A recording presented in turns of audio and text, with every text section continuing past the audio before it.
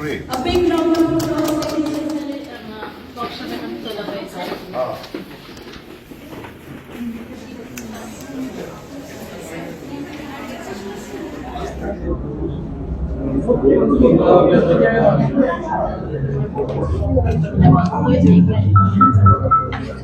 Halloween show.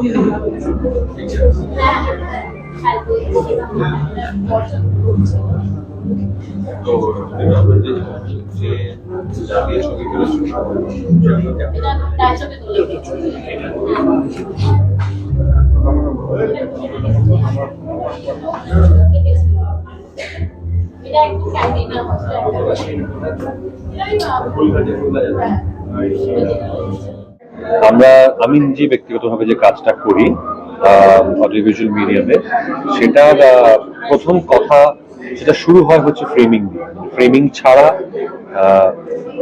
মানে আমি বলতে চাইছি যে ফটোগ্রাফি ছাড়া ভিডিওগ্রাফি হয় না। তো সেই জন্য ছবির সেন্স, ছবির ফ্রেমিং এর সেন্স, ছবির আলোর সেন্স, ছবির সাবজেক্টের সেন্স, কি বিষয়ের উপর ছবি তুলছি, সেই বিষয়টাকে আমি কিভাবে ধরছি, এইগুলো ভীষণ গুরুত্বপূর্ণ জিনিস আমি যে কাজটা করি সেই কাজটার ক্ষেত্রেও, এবং আমার কাজটা যেখান থেকে শুরু হয় সেই ফটোগ্রাফি সেটার ক্ষেত্রে।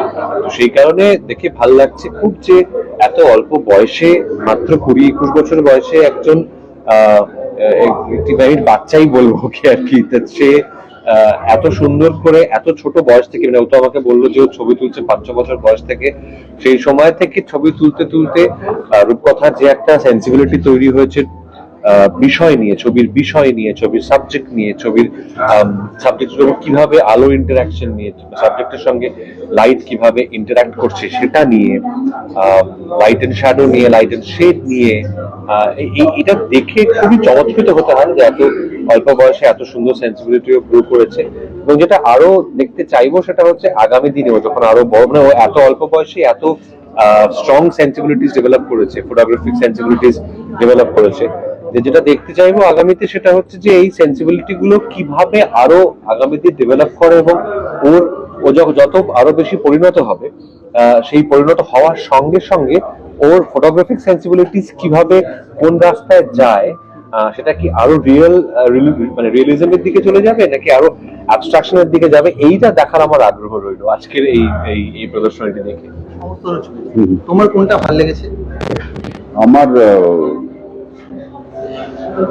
সব রকম ছবি ভালো লাগে, তবে তার মধ্যে আমার একটু অবভিয়াসলি আমার একটু স্ট্রিট ফটোগ্রাফির প্রতি একটু বিশেষ আকর্ষণ আছে, বা আউটডোর ফটোগ্রাফির মধ্যে যেখানে আমি নেচারকে দেখা যায় সেরকম ছবিও আমার খুব ভালো লাগে। কিন্তু স্ট্রিট ফটোগ্রাফির মধ্যেও কোনো বিশেষ ক্যারেক্টার ধরা পড়লে সেটাও আমার খুব ভালো লাগে, এরকম কিছু কিছু ছবি আছে এখানে। আর ব্ল্যাক অ্যান্ড হোয়াইট ফটোগ্রাফি আমার ভীষণ ভালো লাগে, এখানে ব্ল্যাক অ্যান্ড হোয়াইট খুব সুন্দর কিছু ছবি আছে, অনেক ধরনের ভ্যারাইটি কিন্তু এই এক্সিবিশনের ভেতরে আছে। তোমার তোলা কোন রকম ছবি, যেটা তোমার তোলা ছবি যেটা তোমার কাছে এখনো স্মৃতি রয়ে গেছে, সেরকম কোনো ছবি? আমার তোলা, আমি ফটোগ্রাফার হিসেবে না, আমি সেরকম কোনো ছবি, আমি ছবি ফটোগ্রাফি ভালোবাসি খুব, কিন্তু দেখতে ভালোবাসি। আমি নিজে কোনোদিন শিখতে পারিনি এবং সেটাকে দর্শন করতে পারিনি কোনোদিন।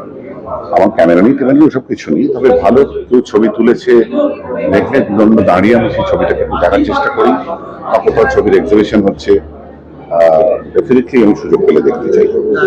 মনে ধরো তুলেছে তুমি, ওটা খুব সবাই প্রশংসা করেছে, এরকম কোনো ছবি আছে?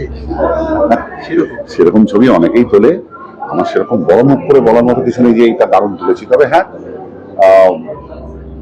আমরা বছর 3 আগে দার্জিলিং এ বেড়াতে গেছিলাম আমার বন্ধুদের বড় দল, তার ভেতরে ওই বরফ, ওই কুয়াশা ঢাকা একটা রাস্তার ভেতর দিয়ে আমার দুজন হেঁটে আসছে, দুটো ফিগার, সেই ছবিটা তুলে একটু বন্ধু বান্ধবদের, কাউকে দেখায়নি, ফোনে রেখে দিয়েছি, সেটা একটু বন্ধু বান্ধবদের প্রশংসা পেয়েছিল।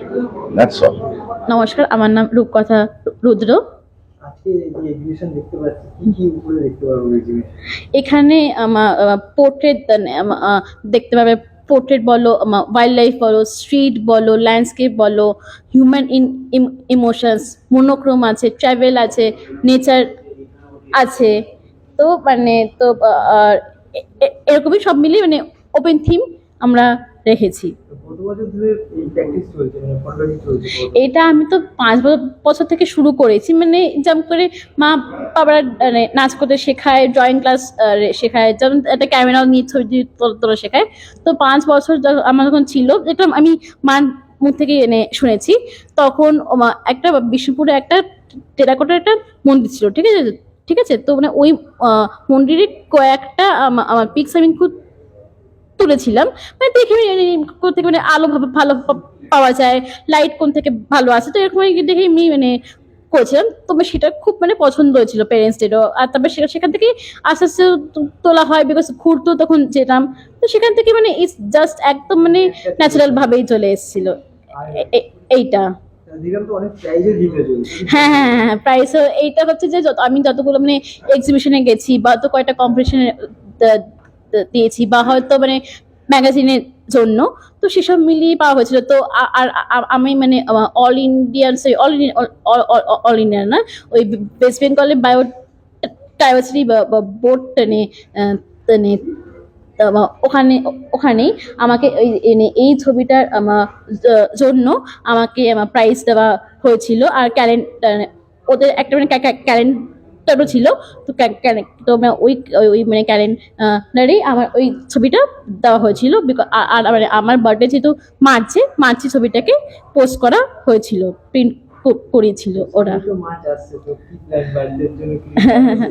বার্থডের জন্য না, এমনি মানে আমার ফ্যামিলির সাথেই কাটানোর প্ল্যান আছে, সেরকম কিছু প্ল্যান ওরকম নেই। পরে দেখি, পরে যদি কিছু প্ল্যান হয় তো। চলে যাওয়া যায়। হ্যাঁ হ্যাঁ হ্যাঁ হ্যাঁ হ্যাঁ তো বাইরে যেতে খুব ভালো লাগে।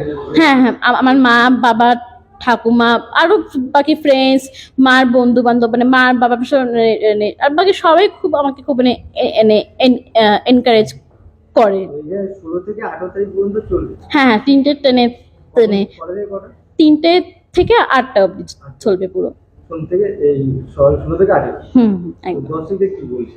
দর্শকদের বলবো যে আসো, মানে মানে দেখো ছবি, মানে কি আমরা ছবি তুলে আমার এটাও মোটো হচ্ছে যে মানে কোনো ছবিকে মানে সোশ্যাল অ্যাওয়ারনেসের জন্য যদি মানে তুলে ধরতে হয় বা যদি যদি কোনো এনভায়রনমেন্টের জন্য বা যদি কোনো যদি কোনো স্টোরি যদি বলার থাকে এর পেছনে, তো ওসব মিলিয়ে আমি তুললাম ছবিগুলো। তো ওসবই দেখুক। আর মানে আর কোন জায়গায় গেছি, আর সেখান থেকে কোন মোমেন্টসগুলো আমি ক্লিক করেছি, তো সেগুলোই এসে মানে দেখবে, এনজয় করবে ওরা। সবাই খুব মানে এক্সাইটেড আছে, ইগার আছে আমাকে দেখার জন্য। আর সবাই খুব এটাও বলছে যে আমি খুব কম বয়সে এটা করেছি। অবভিয়াসলি এখানে আমার মানে মা বাবা সবারই খুবই হাত আছে। আমার মাও খুব চেয়েছিল যে এটা করার জন্য, আর আমাকে খুব মানে মোটিভেটও করে তো ছিলই এরা সবাই মিলে।